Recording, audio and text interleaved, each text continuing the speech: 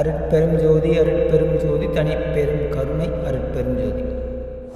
இந்த மகா சிவராத்திரி என்பதின் பொருள், இதை வழிபாடு செய்யறதுனால என்ன பயன் கிடைக்கும்? இதுதான் சப்ஜெக்ட்.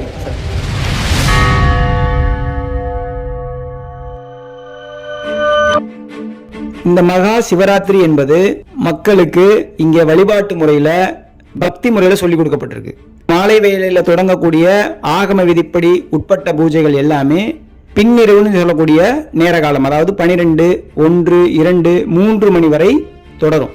இது தென் மாவட்டங்கள்ல அதிகமா வழிபாடக்கூடியதா இருக்கு. அடிப்படையில குலதெய்வத்துக்கு ஒரு திதி உண்டு. எல்லா தெய்வங்களுக்கும் இங்க திதியின் அடிப்படை தான் செயல்படும். அது ஈசனா இருந்தாலும் சக்தியா இருந்தாலும் எந்த வகையான 33 தேவர்களும் இந்த திதி என சொல்லக்கூடியதுக்கு உட்பட்டு தான் வருவாங்க. காலம், நியதி, கலை, வித்தை, இராகம், புடன், மாயை என சொல்லக்கூடிய வித்யா தத்துவத்துல திதி என்பது தியாட்சியமாகவும் யோகமாகவும் கரணமாகவும் வேலையாகவும் உண்டாக்கப்பட்டிருக்கு. சரி, அதை அப்படியே நாம சித்தர் பெருமக்கள் என்ன சொல்றாங்க, இந்த மகா சிவராத்திரி வழிபாட்டை அவங்க எப்படி பின்குறியீடு மாதிரி காட்டுறாங்கிறத பார்த்துருவோம். ஒரு மனிதனோட ஆயுட்காலம் சராசரியாக 120 வருடங்கள் ஆதியில.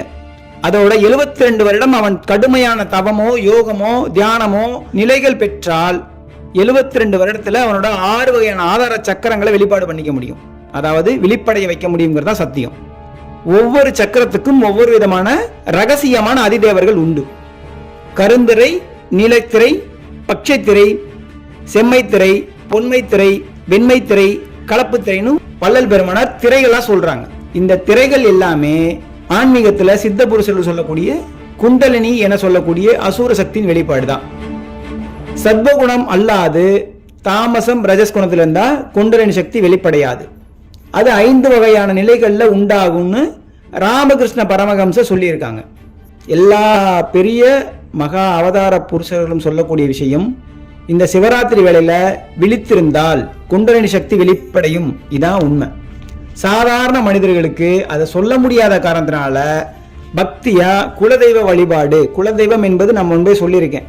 குலதெய்வம் எங்கே இருக்கும், இஷ்ட தெய்வம் எங்கே இருக்கும், காவல் தெய்வம் எங்கே இருக்கு. குலதெய்வம் என்பது எப்பவுமே பின்புறம் தான், அதாவது மூளை பகுதியில தான் நிற்கும். அப்ப அந்த குலதெய்வம் என்பது சிரசு பகுதியில் இருக்கக்கூடிய மூளை சம்பந்தமான கோளாறுகள் இருந்ததுன்னா விளக்கும். மூளைகள் அதிகமான ஒரு திடகாத்திர தன்மைன்னு சொல்லுவாங்க, தெளிவு ஏற்படும். மூளையில இருக்கக்கூடிய ஒரு வகையான ரசாயனங்கள் எல்லாமே சரியான வகையில் செயல்படும். அந்த வேளையில விழித்திருக்கும் காலங்கள்ல இதை மக்கள் உங்களுக்கு தக்கவாறு புரிந்தவாறு பயன்படுத்திக்கிறதுக்காக தான் தென் மாவட்டங்கள்ல அதிகமா பக்தி வழிபாட்டு முறையில சொன்னாங்க. ஆனா அடிப்படை என்னன்னா, உங்க உடம்புல இருக்கக்கூடிய 6 வகையான ஆதார சக்கரங்களை வெளிப்படைய வைக்கிறது தான் உண்மை. இந்த வேலையில முழிச்சிருந்தா வருமா சாமி, இந்த வேலையில முழிப்பிருந்தா எனக்கு எதனா கிடைக்குமா சாமின்னா, நீங்க விழித்து இருந்து பாருங்கள், கண்டிப்பா கிடைக்கும். இத ரகசியம். உரைப்பது கடினம், தவறுதான். ஆனால் உண்மையை சொல்ல வேண்டிய கட்டாயம். நன்றி. இயற்கை உண்மை இரக்கம். நன்றி.